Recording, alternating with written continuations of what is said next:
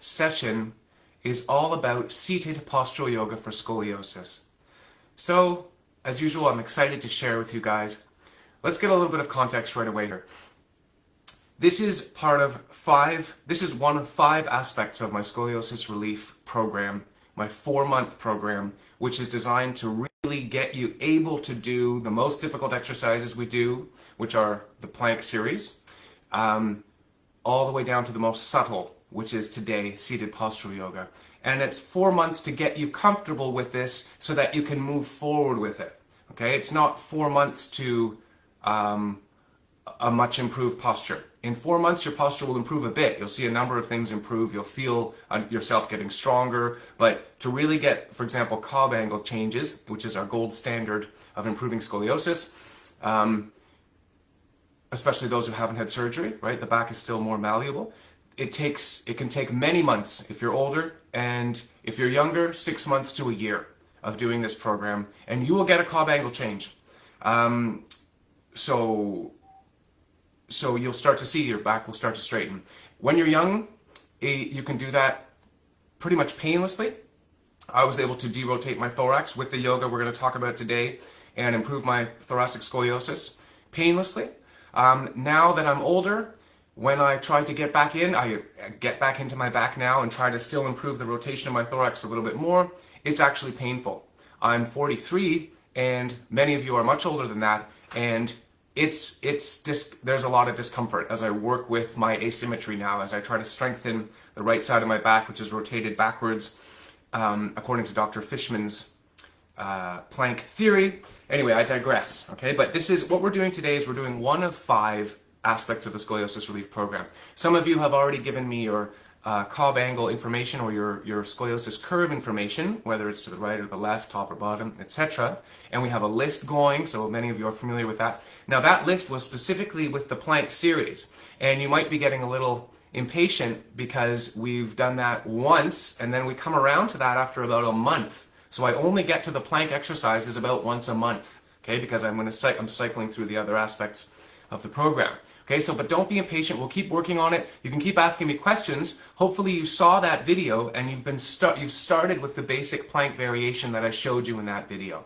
Okay, so again, this brings us back to the point of the time that it takes to work with scoliosis. It's actually lifelong. It's a lifelong practice. And whether you like it or not, you have to have exercise management of scoliosis. It's not about what you prefer. It's about the fact that we're in a bit of a fix. The expression, we're in a fix, meaning we've got a problem, and getting ourselves out of it isn't something quick. It's something that we have to patiently move forward with.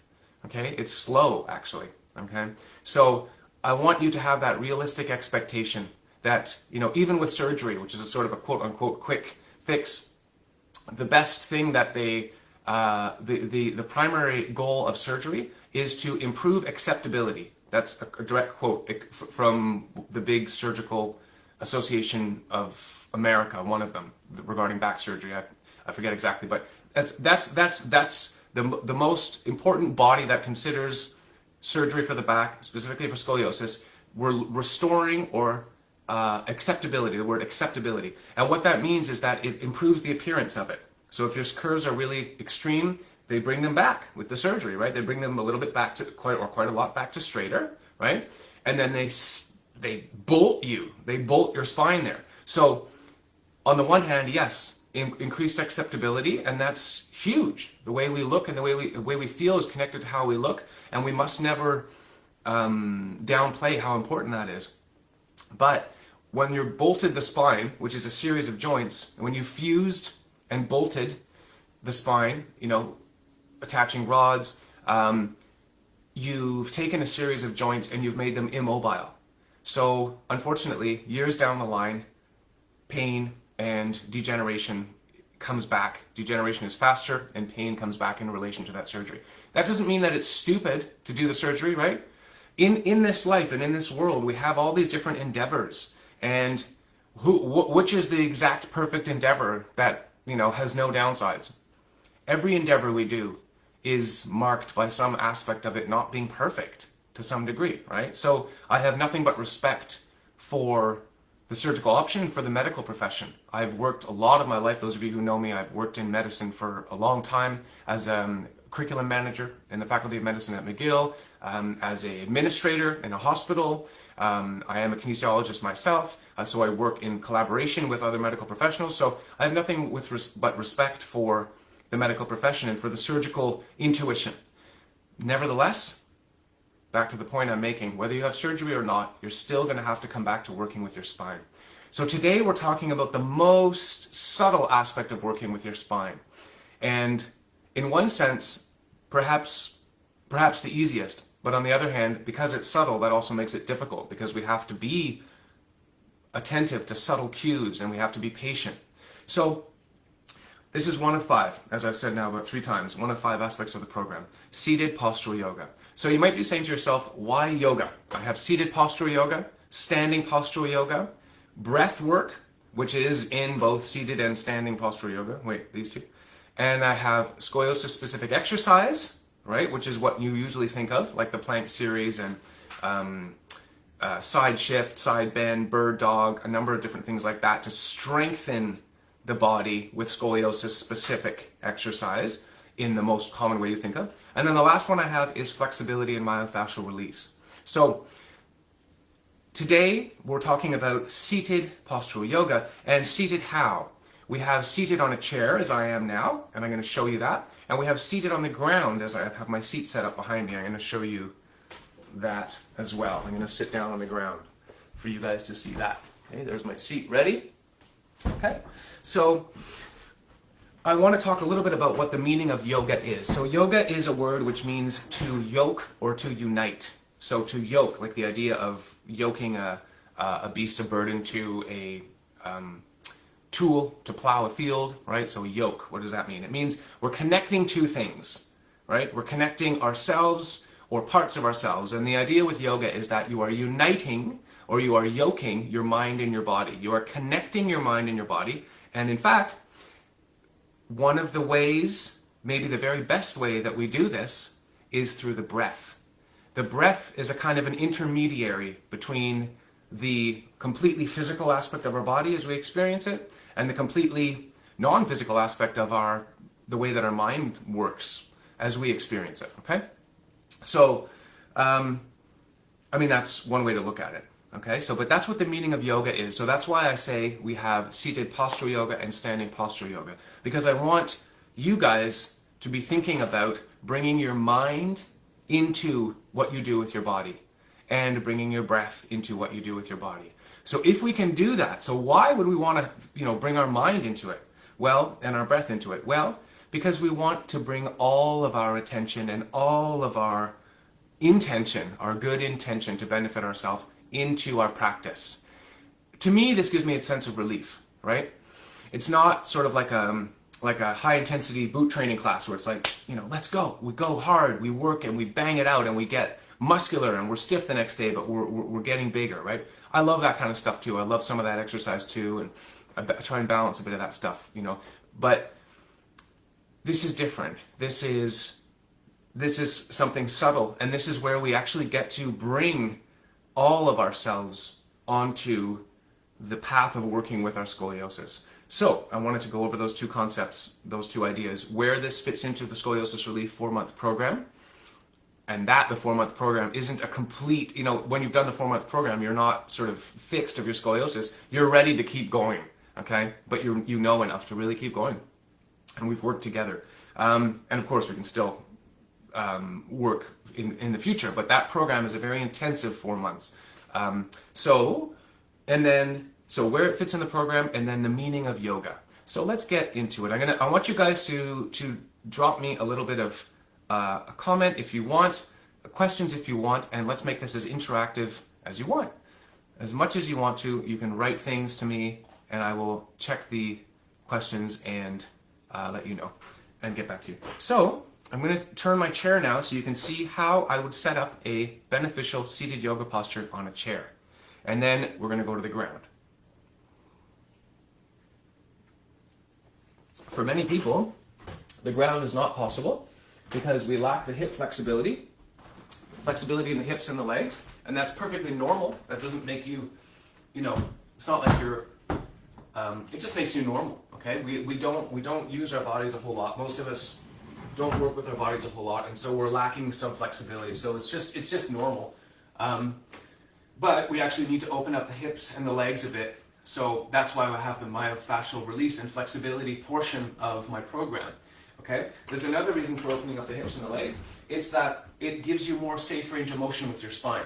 So if your legs are really tight and your hips are really tight, when you move around, you're more likely to injure your spine. Okay? And this is just a fact of the human body, right? It's not related to my program. This is just true in terms of our physiology. Okay? And this is a common problem. Back pain is a huge problem in the United States and Canada. It's massive. It costs the healthcare system billions of dollars a year with back pain. And a lot of it would be improved significantly if we would have the patience to increase the flexibility of our hips and our legs. Okay? So let me have a little bit of this coffee here. So I'm already seated on my chair here for you. And you can already get a sense of some of what I'm doing just by the way I'm seated here. So I encourage you to get a chair and try this out. Okay, I'm going to move it so you can see me a little better. Let's change some perspective just for fun. So, first thing to know, when you're sitting on a chair or when you're sitting on the ground, your thighs, okay, the ends of your thighs at your hips, which means up here, have to be higher than the ends of your thighs at your knees. So, I'm pretty tall. So most chairs for me, I need some height. I need to add something on most chairs for me to be able to do that. Okay, so for many of you, you won't need to. Okay, so when you sit on your chair, come to the front edge of your chair. Okay, so my whole pelvis is still on the chair. I'm not sliding off of it. Okay, but nor am I in the back. We're not leaning on our backrest because then all of our postural muscles are out of commission. They're out of play. We're not using them at all if we lean back, first of all. Now, when we watch a movie or we're hanging out with friends, do we lean back? Of course we do. We relax and we lean back, right? But when we want to do yoga and when we want to do postural exercise, we don't want to lean back, okay? Nor do we want to come to the front of our chair and have our knees higher than our thighs. And you can try this if you want. So for me, this is actually not too bad. It's about equal. But because I don't have a little bit more height here, what happens is that my abdominal muscles come into play to hold me up, right? So if you can imagine, if I put my feet on something, I want to just show you this visually because I think you'll intuit it. If I bring my feet up like this now, so now my knees are higher than my hips. You can see that clearly, right? It's subtle, but you can see it. Now, if I do this, to sit up straight, I have to use my abdominal muscles. Now, why is that a problem? You might say, well, John, don't we want to strengthen our core, and aren't the abs a big part of the core? Yes and yes. However, when you're doing postural yoga, you need this area free to be able to breathe abdominally. And we're going to discuss that. You need this area free from muscular tension. So that's the primary reason why we have to get a height difference between the ends of the thighs at the hips and the ends of the thighs at the knees. So here I am back on my blanket. So now when you sit up, you can perch, sort of quote unquote perch on the edge, and it's amazing because these muscles don't have to do anything right now. Okay? And I don't want them to when I'm doing my seated postural yoga. I don't want to be working my abs. Okay? I want to actually be letting my back musculature do the work. And of course, the bone structure itself of us sitting. But we're going to get into the back doing some work for us, for our scoliosis. Okay, guys?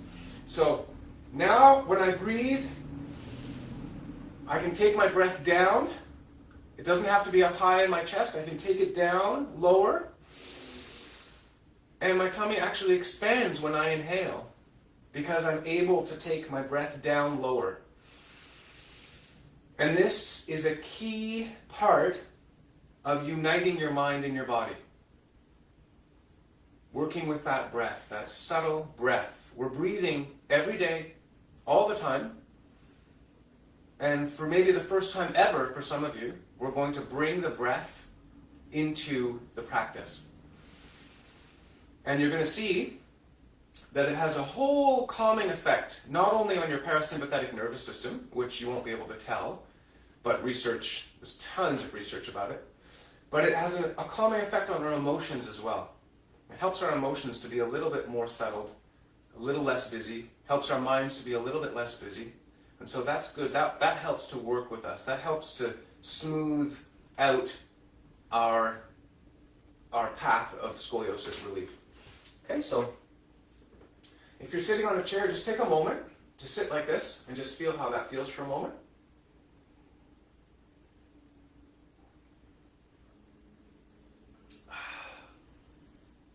The next thing we're going to talk about is building the posture of the back. Okay, we're going to go through this together.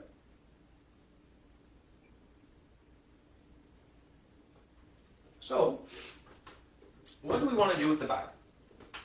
Once we've established that we've got that nice height difference between the thighs, top of the hips, and the knees, then we're going to think about the rest of the structure.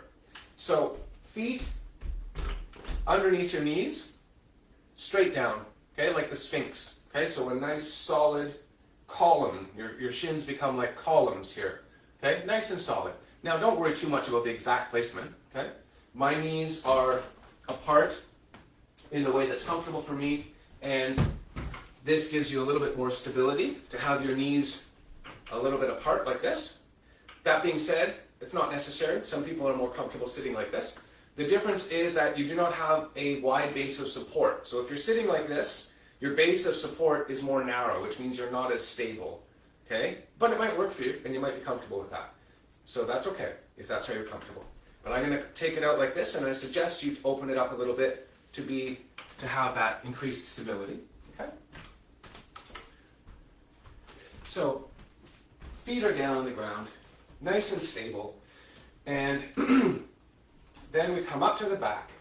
We've set up our posture, we've set up our base. Okay, we've got our foundation, we've got our feet on the floor, we've got our bottom on our chair, and now let's get into the beautiful back that we're trying to work with, that we are working with. So, you've got scoliosis. Your back is curving sideways. Okay, gravity makes it worse, of course. We're being pulled down, right, as we walk around through the day, and so over time the curves increase, and that's exactly what we don't want. So, what's one of the most important goals of any type of conservative scoliosis exercise program like mine? Elongation. To elongate, to make longer, right? As the back is collapsing in slow motion over the day with gravity and also over our lives with time, we become shorter, our back becomes shorter, right? The curves are increasing. We're becoming more and more crushed down. So how would we resist that? We need to begin to apply elongation force. How will we make force? Two ways. One is leverage, the second is muscular activity. And they go together. So for leverage, and everything I'm saying is going to apply to the seated postural position on the ground, cross-legged as well. So to make leverage, we already started by setting up our firm foundation with our feet flat on the ground, the height of our hips a little bit higher than the knees, perched on the edge of our chair, not on the back. We're not using the backrest. Okay? And now we're going to elongate gently and then apply leverage. So to elongate gently, sit up. You can bring your shoulders gently up, back, and down. Chest naturally comes up when you do that. Okay, so your chest is up a little bit. Your chin can go in half an inch or so, just a little bit, because when you do that, you lift and you elongate the vertebrae of the neck. Okay, and so now we have elongation forces. We've applied elongation forces. Chest up, chin in, and now, so we've already started applying elongation force to our back subtly. I already can feel the difference between the right and left side of my back just by what I've done here. Okay, and you will too with time when you practice this and you get comfortable with this. You might already feel it right away if you try it. Okay, so elongating, and now we're going to tilt forward from the waist. Tilt a little bit, And all of a sudden, the muscles at the back, notice that I'm not folding. Look at my lower back. I'm not doing this. I am not folding. I'm keeping my lumbar curve, a slight curve here, more or less a neutral spine as we call it. I'm keeping that curve, and then I'm tilting a little bit forward at the waist, maybe an inch or two, so not a whole lot. But all of a sudden you'll notice that the musculature of your lower back begins to activate, and then you do the same thing we did before. Shoulders up, back and down, chest up, chin in, and you can place your hands comfortably on your thighs. There's a number of ways to place your hands, but for now you can just place them on your thighs like this or like this. And think of a long spine. Think of lifting that chin, of putting that chin in, lifting through the top of your head, and then getting in touch with your breathing. So, we've set it up so that when I breathe, I can bring my breath down deeper. I can inhale and let my abdomen expand because I'm not using my abdominal muscles. I'm using my back musculature. Okay? In other exercises, we work with our abdominal muscles to strengthen them. Don't worry. But not in this. Okay? So, here we are. And now, you might start to tire. So when you set up this posture and you begin to tire in the areas of your back that are a bit weak, that's a good sign. That's a sign that you are going to strengthen the weakened areas of your back. So when they tire, they are telling you they worked. And when they worked, your body can't help but strengthen them. Right? That's one of the functions of our body that we use to our advantage. So here we are, and we've set it up, and I'll go over it again in a moment. Okay? If you still have it set up, take some breaths. Okay? I'm just using my hands to show you the abdominal breath. You just leave your hands, relax your hands.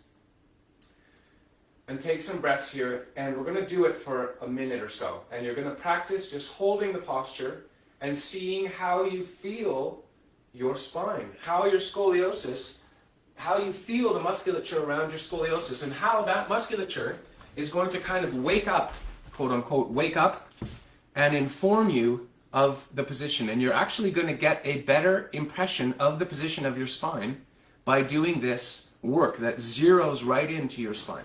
We're going to take a look and see if we have any comments or questions. Hello, hello. Hi, guys. All right, so this is a very, very subtle exercise that we're doing here. So a lot of people get impatient with this and they say, you know, it just doesn't feel like it's enough for me, okay?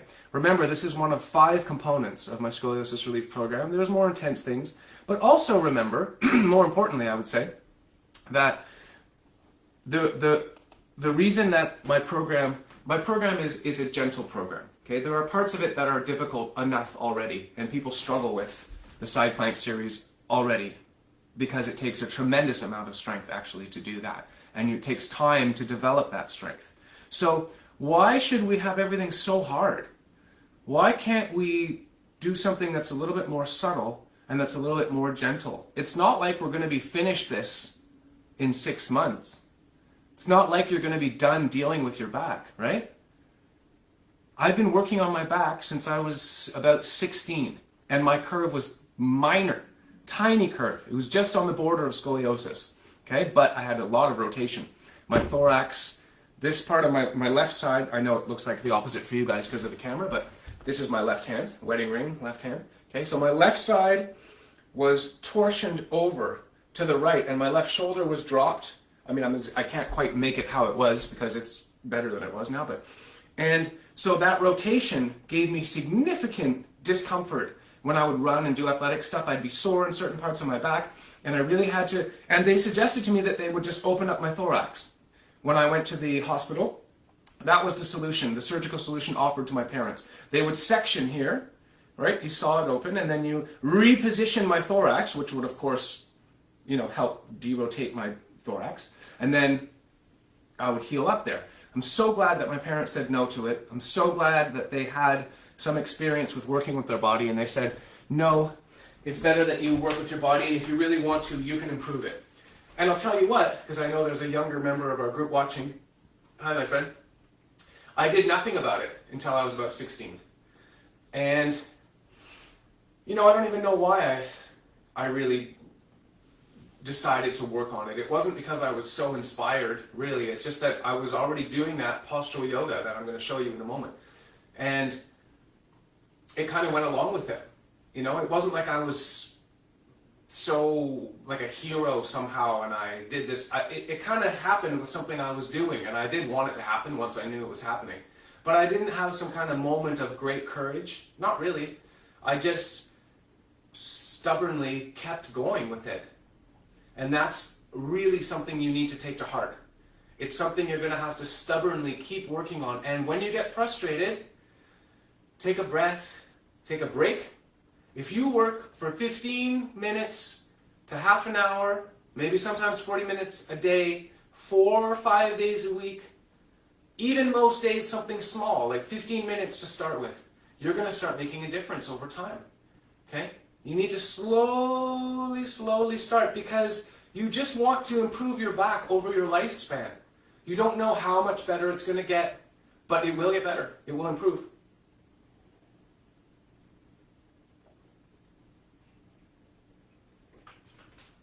And when you are young, when you're, before 20 or so, or early 20s, your bones can change with much less discomfort, because your muscles and your body will respond and develop the musculature where it needs to hold your improved positions much easier than when you're even my age.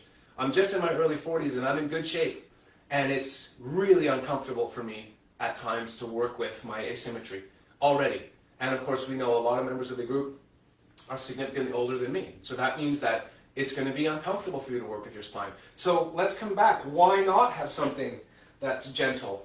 Why not have something that's not so difficult and so intense for us? Okay? Trust me, it'll be intense enough if you're worried about that. So we're going to do a little timing right now. And I'm going to try and finish in about the next 10 minutes. I'm going to give you one more quick lesson. I'm going to go down on the ground really quick, and then you can review this video and you can try this. And hopefully you'll get some familiarity with it, and then you can also message me and you can talk to me. You can message in the group. You can always put a message in the group and say, I've been trying the thing John said. How do you guys feel? I find this part a little difficult. You guys can talk to each other as well on the wall in my group and start a thread about something that you're interested in or struggling with, or you need to understand more. So you can use each other as a community and as a resource too. So here we are. I've set up my posture, and I'm going to time it for 1.5 minutes, and you're going to be surprised that after 1.5 minutes of holding this posture, you are going to notice some tiring, and you're going to notice that your posture degenerates a little bit, meaning it collapses a little bit. That's normal. And as I said before, in a way that's desirable, because that means that you tired out the weakened areas of your back, and those are the areas that you're going to strengthen and that are going to help pick up your spine and straighten your spine, okay, little by little. Okay? When I say straighten, I don't mean get it perfectly straight. I mean apply straightening forces and have actual straightening happening, but not straight. We don't expect to get perfectly straight, okay? That's okay. If we can improve it, that's huge. So here we go. Let's review. Feet down, nice columns, okay? Sitting on the edge of my chair, my pelvis is near the front of my chair, not using my backrest. The ends of my thighs at my hips are a little bit higher than the ends of my knees so that I have that leverage so I can breathe. Nice, big, free, deep breaths, a little deeper than normal. You're going to try to slow your breath down a bit too, okay?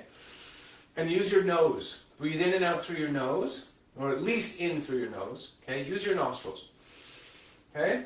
Sitting up tall, shoulders gently up, back and down, chest up, chin in, hands relaxed. And now, just get in touch with your breath and introduce to your mind the idea that you are working on your back. Okay, I'm going to tilt a little bit forward now. Okay, so that I feel my back muscles working. Once I tilt forward, my chin can come in a little more. You're not frozen when you take this posture, okay? We're going to try to hold it more or less still But as you notice little tweaks that you can do to improve it, you can make those tweaks. But with an eye or with a mind to getting to a place where you can hold yourself still with as little effort as it takes to hold you still. And at the same time, gently elongating through that precious spine of yours from the base of your tailbone right up to the top of the back of your skull. Now, my chest will also go up when I inhale sometimes. That's fine, right? Okay, I want my breath to go deeper, but we're not going to force our breath. We don't want to work so hard that we exhaust ourselves and we make it really difficult. By the way, is my volume loud enough? Can you guys hear me okay? Someone please let me know if you can hear me okay. I could turn it up, but I think it's okay. I could turn my microphone up.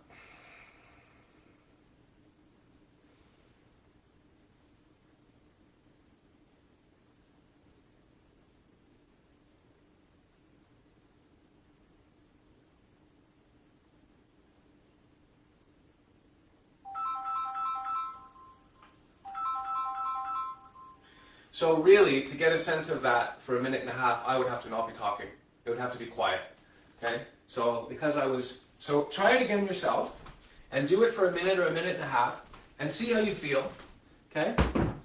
At the risk of repeating myself a lot of times, go ahead and go through the video again, take a couple notes if you want, and try out this simple postural yoga, seated postural yoga. Now, down on the ground, real quick, we have to finish this up.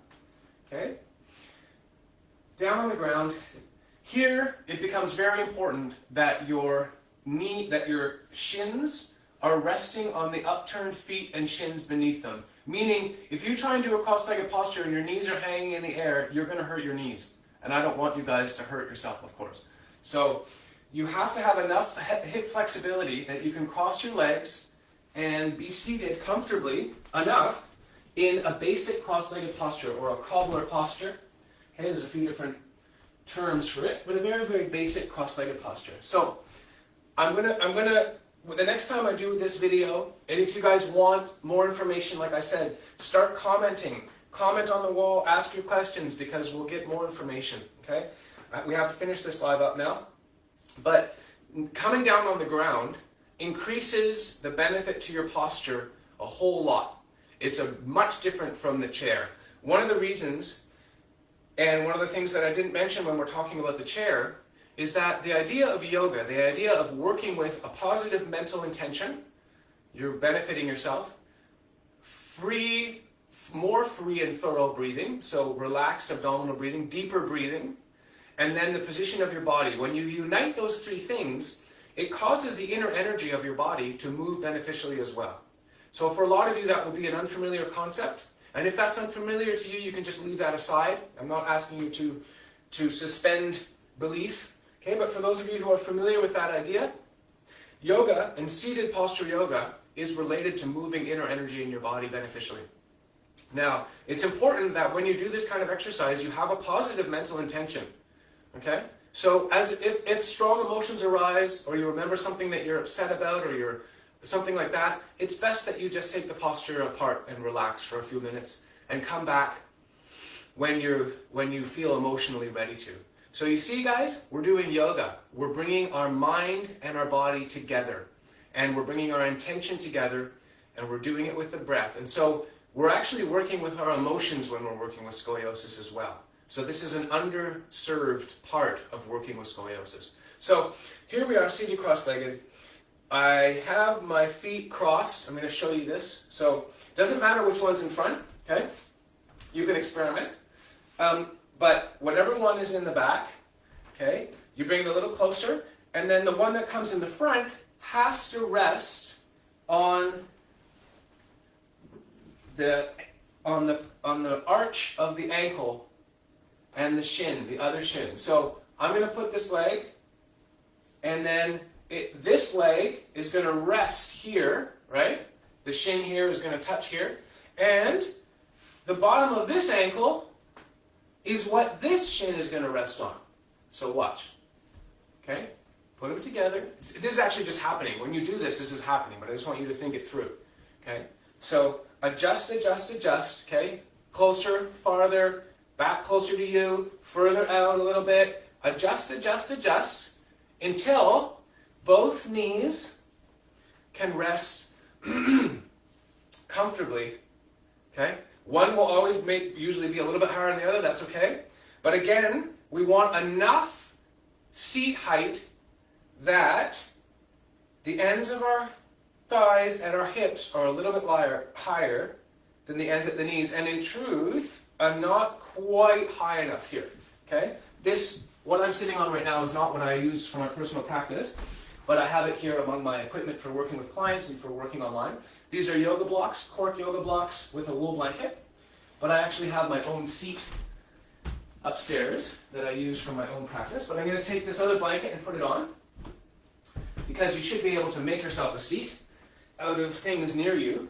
And on the subject of a seat, it shouldn't be couch cushions, and it shouldn't be something that's very fluffy or springy or spongy. You want something that's firm. So I have cork yoga blocks. It could also just be foam yoga blocks that are hard foam.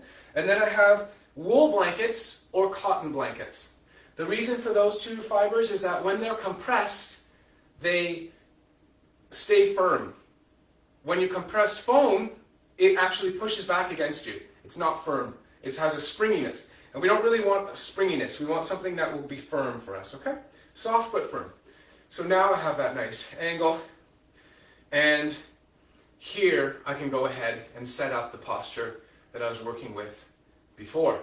So, nice and tall, shoulders up, back and down, chest up, chin in, and I'm going to turn sideways for you guys. And then I'm going to get a slight leaning angle. And so for those of you, right, we discussed your curves. Some of you have, most of you, or a lot of you, have a double major curve, thoracic to the right, lumbar to the left. Some of you have a single thoracolumbar curve. Some of you just, which spans your thorax and your lower back, your lumbar back. Some of you have just a lumbar curve. So depending where your curves are, we're going to lean and apply more force, more leverage and muscular force behind the back. Okay, but for today, we're going to not go into that much detail. So I've set up my legs, they're crossed, they're resting comfortably. Very important, okay, because you will injure your knees, and you shouldn't be doing a cross-legged posture if you can't cross your legs comfortably. Okay, so enter myofascial release and flexibility training to help you open up those hips and those legs. So, to be able to have that flexibility, okay, which is really useful for everything you're doing also, by the way, okay? So for example, all my clients are sore right now from gardening. Everyone is sore who's gardening. And it's normal because it's spring. But hardly anyone can crouch down, right? We can't do this anymore. People can't usually do this much. And I couldn't do this until I worked on it a lot. You know, even years after I graduated from university, I didn't want to do flexibility and myofascial release because it's kind of boring and it's not as cool as, like, you know, push-ups or whatever, right? Macho man, you know, cool stuff that makes you feel strong and look muscular, you know. But then I discovered how important it was to work on flexibility, and it actually improves all athletic performance hugely and saves your back from all kinds of issues like low back pain. Goes away 90% of the time if you work on improving the flexibility of your hips and your legs. So it's not just for sitting in a cross-legged position, guys, okay? So, seated here, and real quick, long spine, I'm not hunched, okay? If you feel yourself hunched, it's because your back isn't strong enough to sit up straight, which is normal, totally normal. But you're going to have to come upright, shoulders up, back and down. I'm going to place my hands here now. Just rest them here, okay? You could also place them here, okay? Anywhere you want, as long as it doesn't mess with your shoulder posture, right? So, shoulders up, back and down. Arms just relaxing here. Chest up, chin in. And then you find that balance point. If you lean back, it's not good for you. If you start to feel your abs getting tired, it means you're leaning back or your seat is not high enough. So I'm going to tilt a little bit forward, and you can experiment, my friends. Okay, experiment a bit. Okay, like a reed by the side of the river. Okay, flexible, moving with the wind, moving with your breath. As you breathe in and breathe out, you'll notice when you sit still that you actually move a little bit, and that's okay. And I'm going to tilt a little bit forward, and once again, just as we did in the chair, by tilting a little bit forward, You can elongate right from the base of your spine all the way up through the chest, right to the top of the skull, the top of the head, and the base of the skull rather, top of the spinal column, but as if you're being lifted by a string very, very gently. And we take this posture, and then we hold it. So I'm going to hold this posture for 1 minute and 30 seconds, and I'm not going to talk. And this is a long session. It's been 45 minutes, way longer than I wanted it to be, but we're going to finish it pretty much after this. And I hope this is useful for you guys. And please reach out to me. Please try this. Okay, so some of you might be unsatisfied. I'll pause this for a second. I'll say this before I stop talking for 1 minute and 21 seconds now. Naturally enough, it can be unsatisfying to see these videos that I do and then say, well, I tried a little bit, it's kind of long, I'm sitting here for 45 minutes listening to him, he talks a lot, a lot of information, a little bit of practice, and then only once a week, and then we cycle through 5 things, which means it takes 5 weeks to get back to the nice popular plank series, which is what people know and think about, and I want to strengthen myself. But there's a reason for all of this, and there's a kind of a wisdom to going really slowly. It's not my wisdom. It's just the wisdom of what I've learned and what I know about working with the body. Okay, so take that time, try these things that I show you once a week, try them a little bit, reach out with questions you have, share in the group with ideas and perspectives and experiences that you have, and slowly you will grow your ability. Because remember, working with scoliosis was never going to be fast. It was never going to be easy. So if you're already frustrated, it's going to be really hard for you to take your health in hand and benefit yourself. And you're human, so of course you're frustrated. I'm frustrated too with things. But if we can take a step back and look at our mindset and realize that although that frustration is natural, it's not going to serve us. And if we can sort of slowly over time, get to the point where we let that go a little bit, then we can really start to work on ourselves. Working on your back was never going to be fast or easy, but that doesn't mean that you don't do it. Hopefully, you have many years to work on yourself. Okay? And you're going to become stronger and fitter and healthier and more pain-free. You're going to become more pain-free over time. So give yourself this time, my friends. Okay, here we go. I'm going to take up my posture and not talk for 1 minute and 21 seconds.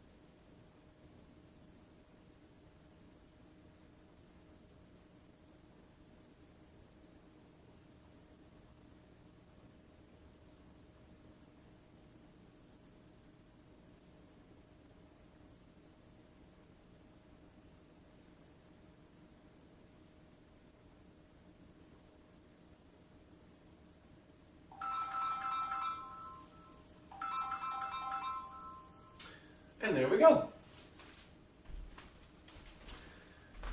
That's enough for today. That's enough on this subject for today. I hope you guys have a really good day. Like I said, you know where to get me, you know where to find me. You're in the group. Don't give up. Start something. Start slow. There is no other way to start. Okay? If you start with a big fast burst of enthusiasm, then you'll lose your enthusiasm. It'll all come, you won't be able to last. Okay, so start slow and keep going. Just checking the notes here. Yeah, someone says that that's how old she was when she started noticing one hip was more pronounced than the other. Volume is good, thank you. You guys are welcome. All right, bye for now.